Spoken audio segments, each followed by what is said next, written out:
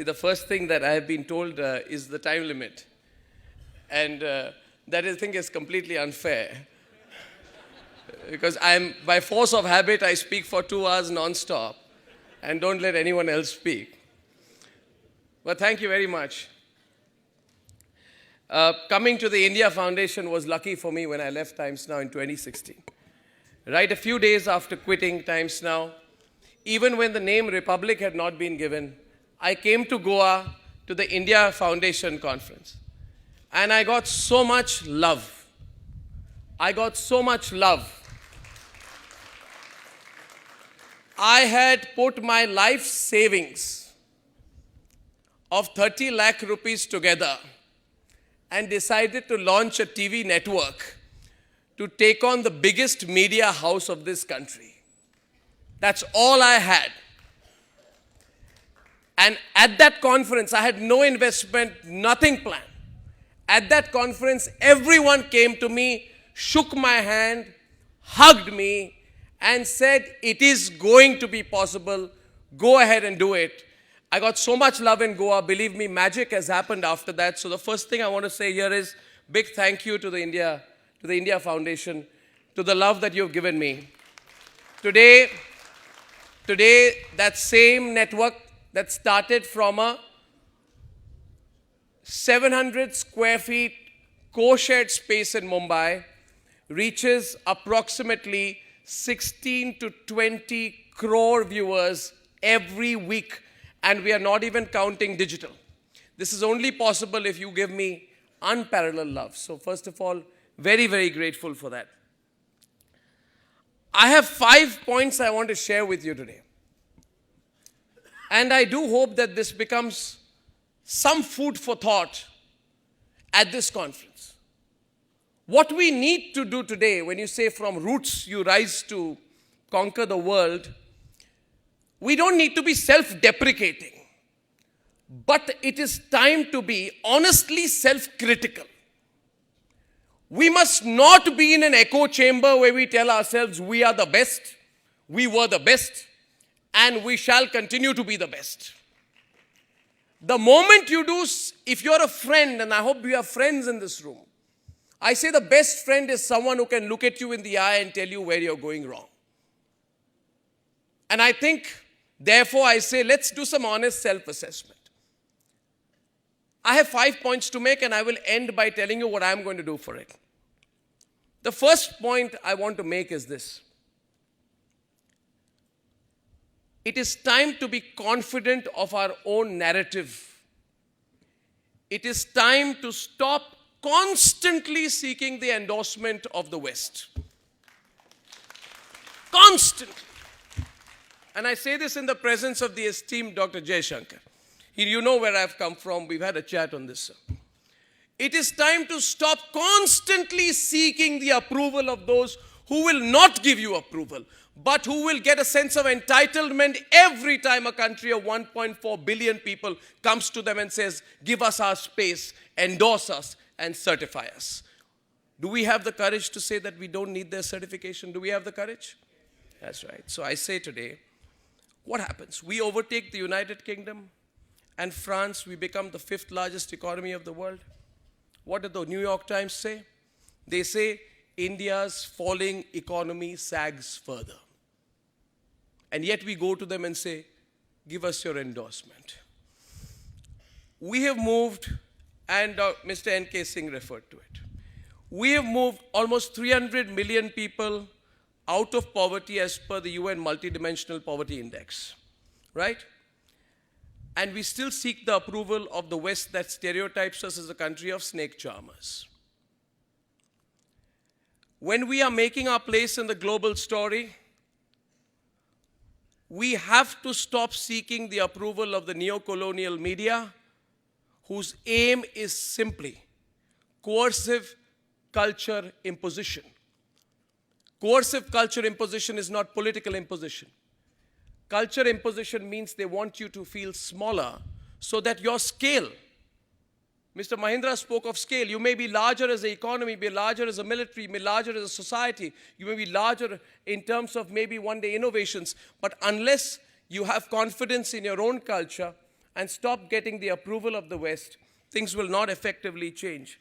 And I do feel today that, you know, when I was the first generation. My friend Sanjeev and I went to college around the same time. We came out of college after the reform, Sanjeev, right? At that time, we were a country surviving on foreign aid. Some of us who went on scholarships to British universities came back, and the most sought after job for those graduates from Oxford and Cambridge and King's College was to be in the office of the UK Foreign Aid Office in New Delhi. Today, we are trading with the UK on equal terms, and we are larger than the UK as an economy. We are giving money to countries like Afghanistan. We're giving money to countries like Bangladesh. We cannot allow the Western media to label us as an intolerant India, because that is happening with one intention: to prejudice our progress. So my first thought is, the fact is, our India story, I feel, is fundamentally very strong. We are 72 years of it. False notions of those unfamiliar or deliberately wanting to be unfamiliar with the India story must not affect us. India cannot be ruled from a 2,000 square feet room near Pragati Maidan called the Foreign Correspondents Club. That's my first point. And I lead on now to my second point. We are too easily affected. My second point is, do we counter the calumny of lies? I was delighted, Mr. Foreign Minister, when yesterday your very, very efficient spokesperson of the Ministry of External Affairs, Mr. Ravish Kumar, came and countered the calumny of lies at an XP Division press conference. It doesn't usually happen. I was delighted about it, because I believe that we as a country are very, very, very easily affected by the calumny of lies, by the constant prejudice of the West, almost looking for an external validation from these people. And for the longest time, we have allowed their misconception to precipitate and mark our conviction in the India story.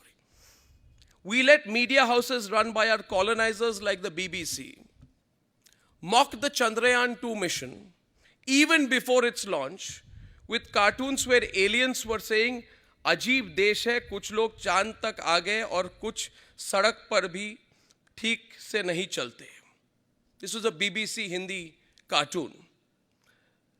We kept quiet when the New York Times published editorials titled "No Exceptions for a Nuclear India" and asked the Obama administration to press for India to adhere to the standards of nuclear proliferation to which other nuclear nations adhere to, presuming India didn't already.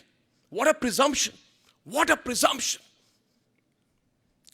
We've seen how in 1995, and we are not learning from history, we've seen in 1995 an encounter between terrorists and Indian security forces, which ends with a fire engulfing Charare Sharif. BBC uses stills from the Chechnya incident to show the Indian operation in a bad light. You see, I'm not here to crib, but what I'm saying is, we keep going back to an endorsement from the same people.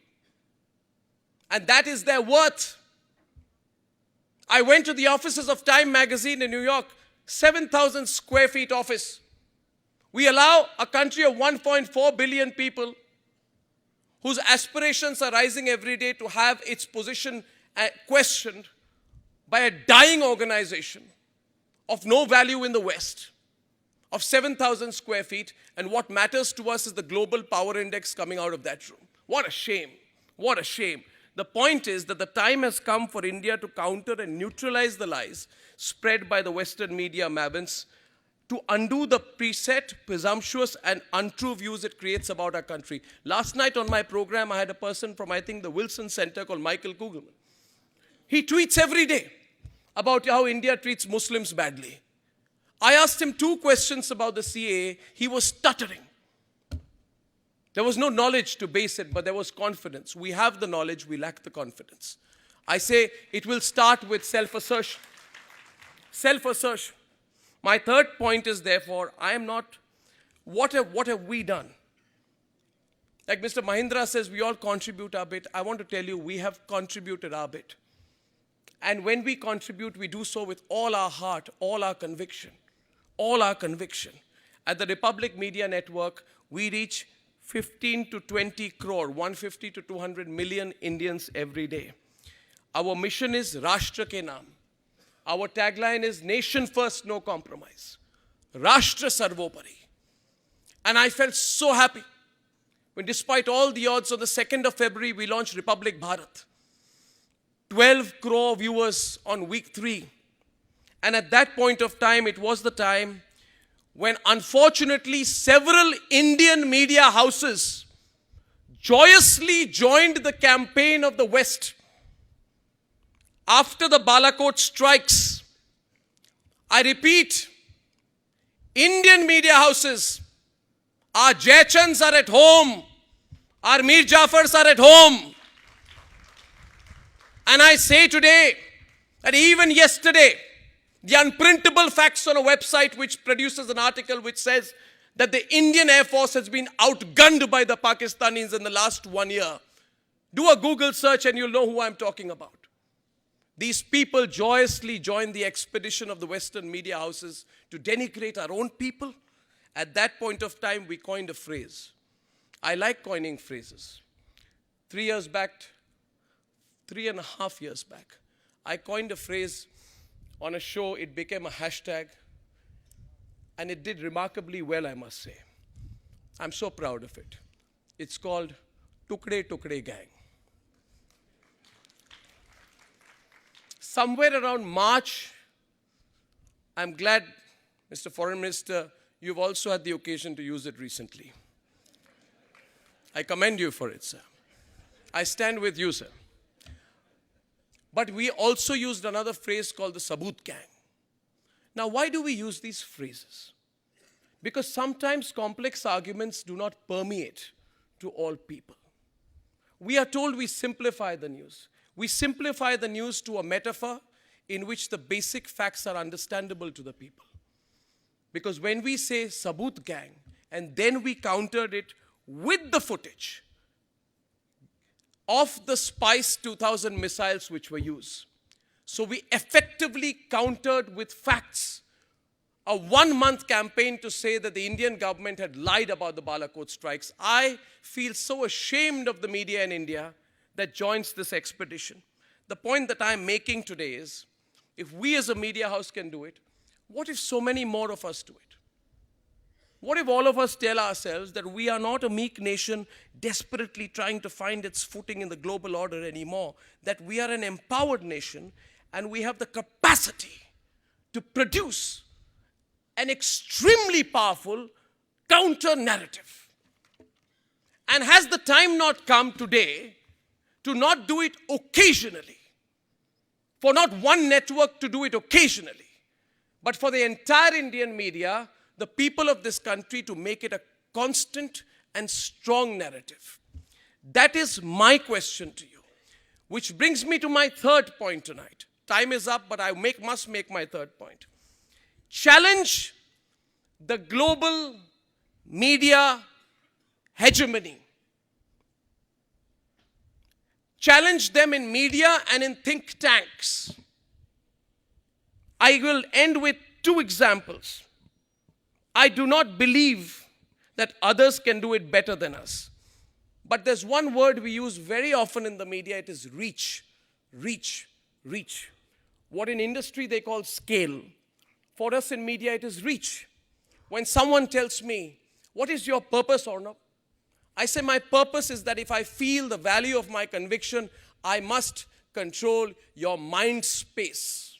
Not your economic space, not your wallet. I don't want to muscle you, but I must have the capacity to influence you in my direction. I strongly believe the time has come for us to build that reach.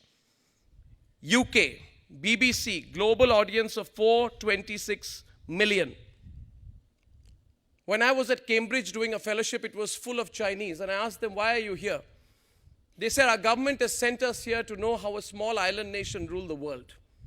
And truly today the BBC, 1 out of every 16 adults around the world reads their absolutely adulterated news and consider it to be the truth, unfortunately. Now we in the Indian media should rise beyond being treated as native informants to building networks of our own. I believe we can. And I'm going to end with a prediction of when that is going to happen. So just give me 2 more minutes. Just 2 more minutes. The USA, Time Warner, Comcast, Walt Disney, News Corp.